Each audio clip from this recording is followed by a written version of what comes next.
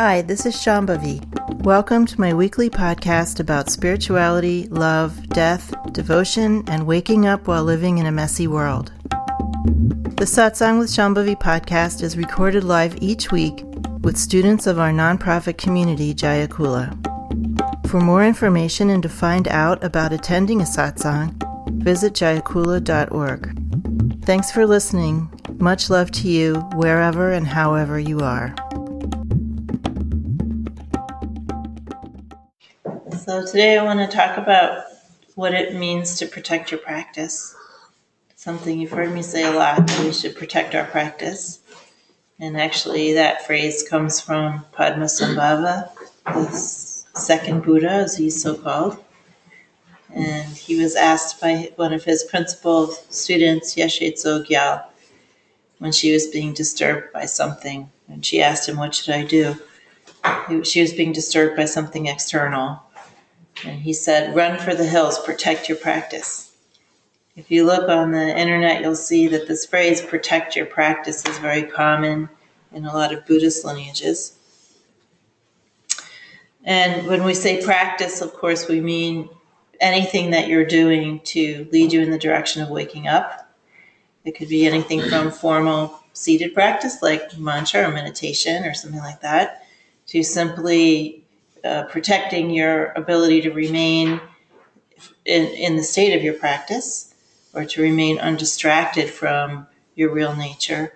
So protecting your practice has a broad application, because in our tradition, we're trying to do akanda sadhana, we're trying to do unbroken practice, because waking up doesn't mean that enlightenment, waking up, self-realization, isn't something that you only want to have for 20 minutes a day. And then the rest of the time you're like, whatever, whatevs. So you want to, since we want to enter into a state of natural presence, natural spontaneity, full self-expression, we have to try to do that all the time, not just at some particular little time. There's two ways in general that we have to protect our practice. One is by arranging our lives so that we are saving energy for our practice. Where it takes energy and a certain quality of attention and awareness to actually even do practice of any sort, whether you're talking about sitting on a cushion or walking around just trying to be aware. All of that takes energy and a certain ability to be alert. So if you're really exhausted or drained, or if you're ill because of some circumstance that could have been avoided, then your practice is going to suffer greatly. So what that looks like in practical terms is that we try to do forms of employment and making money that don't completely exhaust us, either in our body, our energy, or our mind. We try to do forms of employment that leave us enough time and enough energy to do seated practice and to be alert and to feel energized and engaged in the process of waking up. We try to be in workplaces or situations that are not toxic. We all, I'm sure, know about or have been in some toxic work situation where just being there is draining. It doesn't really even matter how long, how many hours of the day you're there. So having what is called right livelihood, meaning doing something that you feel is contributing something positive, is also a form of conserving energy. When we put our energy into something that we don't value, that is tiring. When we're just putting in time and we don't find anything particularly of value in it, or we're not able to bring our values to it. So that idea of right livelihood in relationship to protecting our practice doesn't mean that our form of employment has to be saving the planet or something like that. One time when I went to a restaurant in Portland, Oregon, I can't remember which one, but there was this woman there who was serving, and she just had the most incredibly beautiful way of serving, of being a waiter. And it was beautiful, you know? So the idea of right livelihood means livelihood in which you are contributing and or doing no harm, and or as little harm as possible. We're all doing harm. There's no way to avoid that. But we can have a job like waiting tables or something like that, and it can be a really beautiful expression of our values if we choose to make it. So I'm not talking about that we have to find some job where we're on some mission to save anybody. But if we're at a job which is really not where we're not able to express our values, or something's going on that's really against our values, we think that the job is doing harm, or it's a toxic environment, or there's no way to really be expressive in the job, then that you have to leave that job if you're going to really have practice be at the center of your life and protect that. Another time, when I was teaching at Northwestern, there was a Whole Foods there, and there was a senior citizen that had a job bagging. You know, all she did, I never saw her do anything but bag and collect carts. And she just had this incredibly, like, majestic way of doing that, is the only way I can describe it. You know, it was just watching her do that was a lesson in grace and self-possession. And, you know, she was like honorably bagging and getting carts. So again, just to reiterate that whatever we're doing, as long as we feel good about the values that are, you know, of whomever we're working for in general, and we can express our value, that is a way of protecting our practice. If we're just punching a clock, we could have a valuable job, but if our attitude that we bring to it is I'm just punching a clock, then we basically throwing away the possibility of that job supporting our practice. We're treating it as lost dead time when we could be in the state of our practice while we're doing that, at least practicing serving and hosting in some way or another. You know, jobs that have to do with directly interfacing with the public, or even just with coworkers, they always give us that opportunity to exercise our hosty servy muscles and bring our heart and our value into that situation. And then, of course, a big area where we dump our energy and then become exhausted is relationships. So we have to, when we're trying to protect our practice, we can't be in relationships that are largely just draining. Or that basically, if you're in relationships with people who are so far from the values that you hold dear, and their lives are going in such radically different directions, and they're full of compulsion and rote ways of being in the world, and you have to spend a lot of time with them, that's going to be very exhausting. That's going to drag down your energy if you give your energy to that. It's like a very dense, relationships that have a lot of energetic density to them are things that you need to try to move out of your life if possible in order to have that energy to do your practice. So basically, you want to be in situations that are at least neutral, or, you know, a mixed, have some relationship to what you value, that you can display your value. One thing about toxic relationships is they often don't let you display your value. You know, you can't express yourself in those relationships. You don't feel free to be yourself or express yourself or show your best self in certain kinds of relationships. And that's an extremely difficult situation to be in.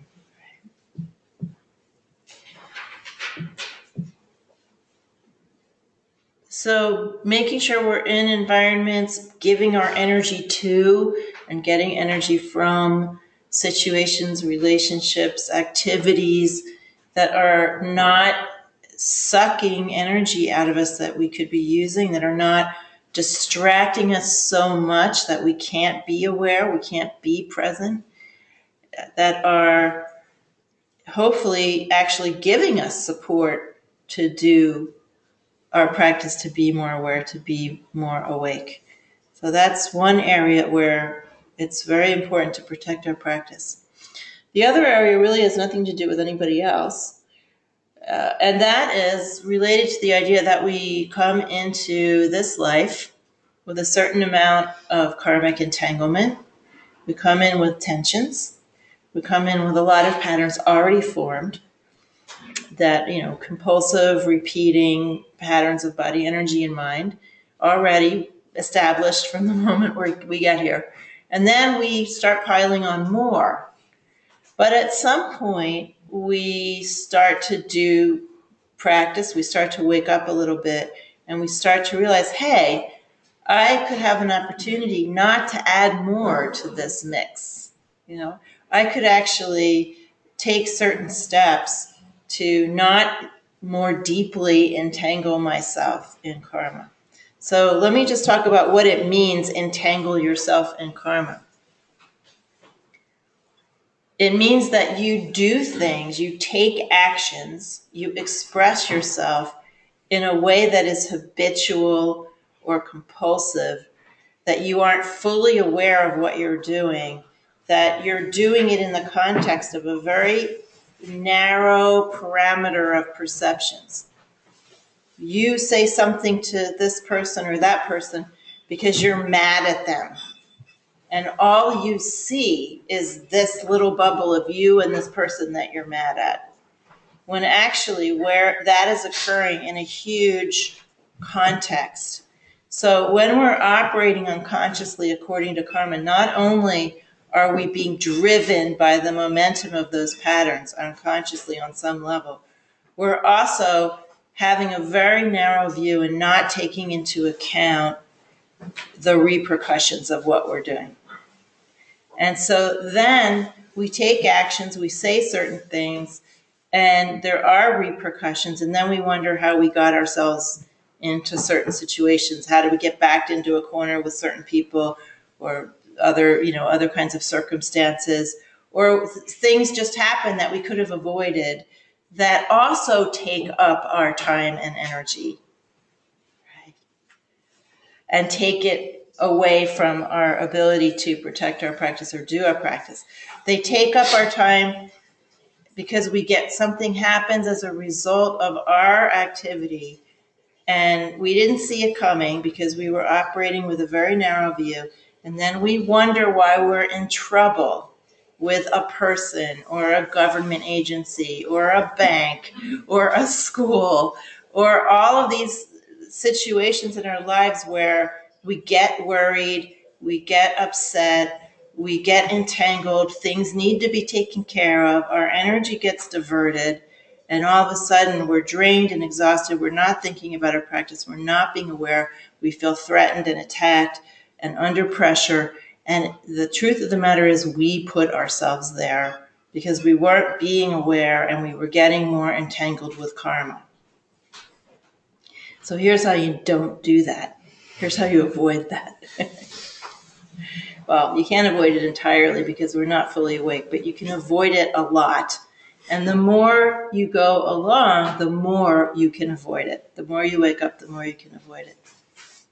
So the number one thing that you can do is that when you hear wisdom in you, or you receive wisdom that from your teacher or somewhere else that you know is the right way to move in some circumstance. It could just be that little voice inside. It could be your teacher yelling at you. I mean, it could be anything. But that feeling that you get when you know you're being told what's the right thing to do is, follow that. That will lead you to freedom. Following anything else will lead to more karma. So that's the number one rule. Always follow wisdom. Don't listen to your if, ands, and buts, woulda, coulda, shouldas. Don't listen to your own excuses. Those will just keep you entangled in what you've always been entangled in and will, in fact, deepen the groove. And it's an absolute cosmic law that if you follow wisdom, you will be following the path of freedom. You will be following the path of less karmic entanglement. You will be following the path of relaxation, even if it seems very, very scary. So that is very difficult advice to follow, because usually we hear wisdom only intermittently. And then even when we hear it, we're inclined not to follow it a lot of the time. So you just follow it as much as you possibly can. And this is where courage really comes in the practice. You need a lot of courage to follow wisdom, because it's going in the opposite direction of our karmic patterning, what we're comfortable with, often of common sense, right? Of a lot of opinions and ideas that we have about stuff. But you know that feeling of rightness. Everybody knows that feeling of rightness. You must try to follow that as much as possible. In substituting for that, because we don't have continuous contact with that feeling of goodness, of rightness, is this easier for us, on us average people. Always be honest. It's so important to not get more entangled and get your energy all twisted up into something that you don't need to be twisted up in. Always be honest, no matter what it costs you. Honesty does not mean spilling your guts at every opportunity. It's not a tell-all situation. It just means when you are called upon to speak up in a situation, be honest.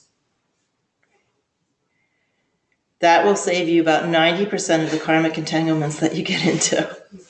All right?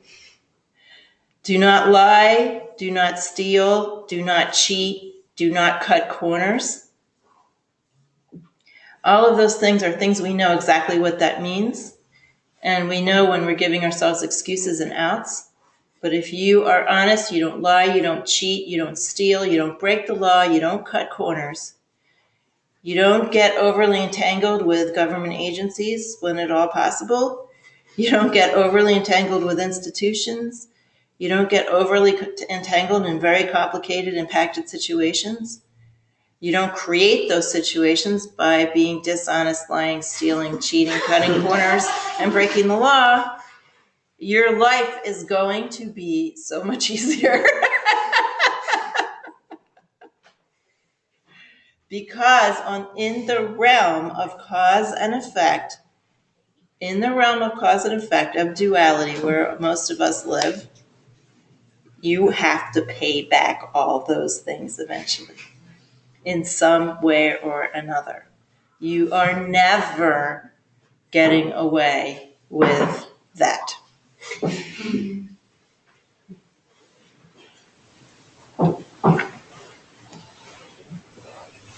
The more you go along, the more you realize this.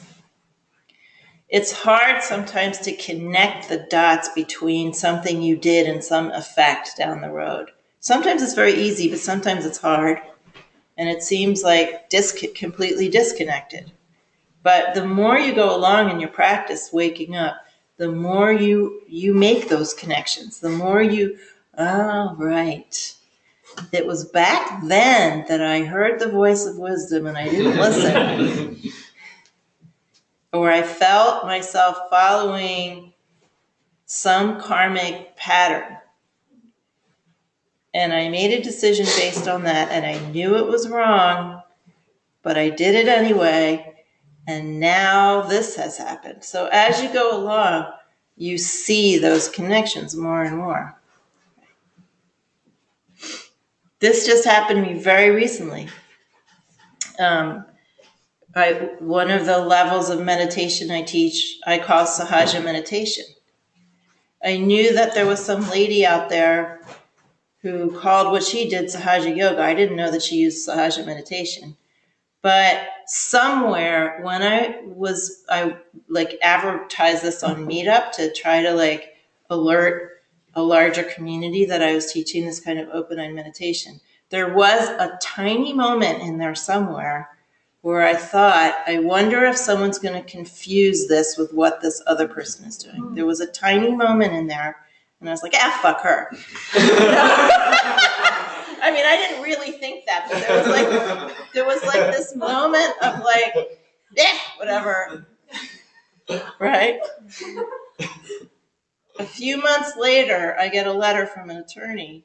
And then on that day, instead of doing what I had planned on doing, I was answering this attorney, and Santosha had get dragged into it because he's our legal counsel on our board. You know, this person wrote a letter saying cease and desist using this term.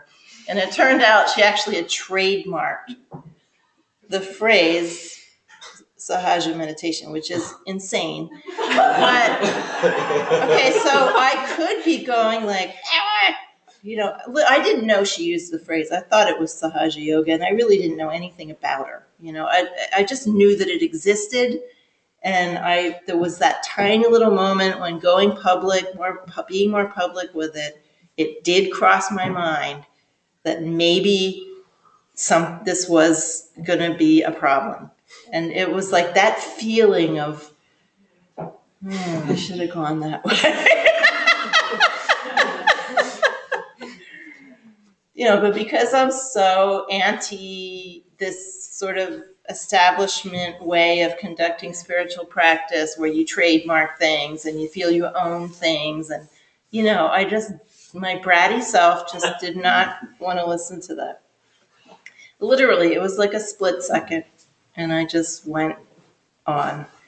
And so then, you know, I got this like 24 hours of being a bit distracted by this, right? That didn't have to happen. Cause, effect. Heard wisdom, didn't follow it. Right? It's like that. And the more you go along, the more you're able to you're more awake, so you can kind of remember. This was a very subtle moment. This was not like I sat there and thought about it. This was like a fleeting moment of karmic transaction. Right? And the more you wake up, the more you can remember these things and go, oh, that's how it works. Now, I mean, it's like you see more and more, oh, that's how it works. When I just go along, I have to advertise this, you know, I have to get more Buddhists in the teachings.